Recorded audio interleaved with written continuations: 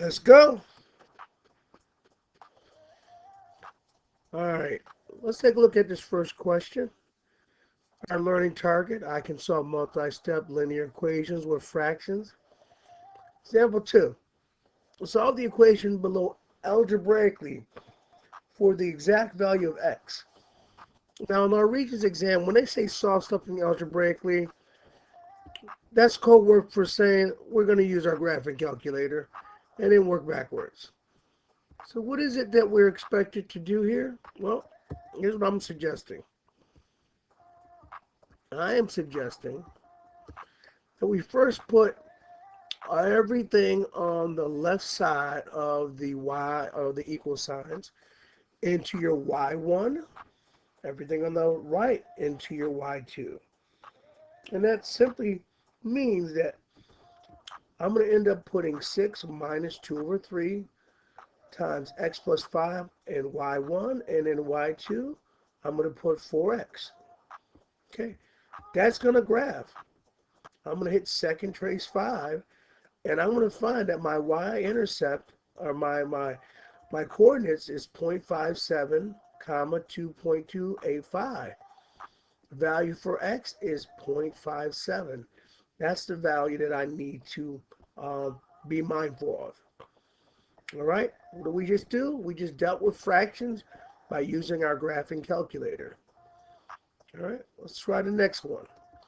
Which equation below could be the first step in solving this problem? The first step in solving this problem. Well, I don't know. I could get rid of the fraction by multiplying both sides by 3. That might help me. So that would probably mean that my first step would be C. Okay? Would be C. Now, I didn't know about that, and I didn't think about that, so I just kind of worked it this way. Here's what I knew. I know if I put the left into y1 and the right into y2, my point of intersection will be x, y, x equals 1 and y equals 5, 1 comma 5. So I know my x would be that. And I just kind of worked it out that C would be something similar. So just kind of not knowing 100% of what to do, I just kind of worked backwards. And I'm going to encourage you guys to think about the same thing. All right. Now, what I could have done, now, the answer is C. But what I could have done is just work all of them out and use process of elimination. And that's a very fine test-taking strategy also.